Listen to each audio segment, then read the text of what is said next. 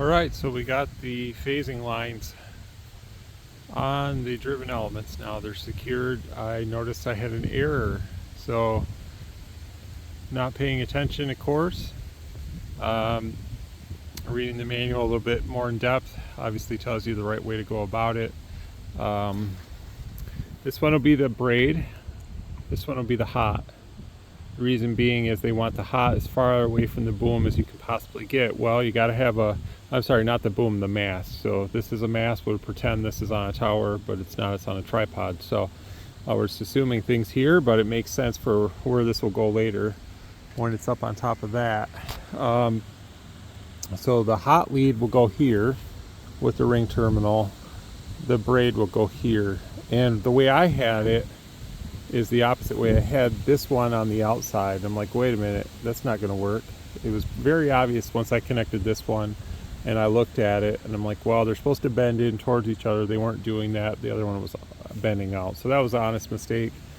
There's some caps that they give you to go here and here, and on the blue side too, little weather protecting caps. You can see I used some more of that gold stuff. I don't know if the copper is going to promote longer connectivity, but I figured it won't hurt because this is your hot and this is your ground, so the more connectivity the better, as far as that goes. But you know, we still have some traps to put on, and the rest of the assembly, there's one trap, so I think there's going to be an assembly, and then it's going to be like this, a trap, and then a couple more assemblies, because we got to get down to the most narrow diameter tube to put the little cap on the end. So after I get done with that, I'll make one more video when it's fully done, and like I said, that's going to be it. I'm going to call it a day, and the next time I come out here and play around with this, I'll be putting some coax cable on it, trying to push it up there as much as I can. With just myself, this thing is like 66 pounds, so it's quite heavy.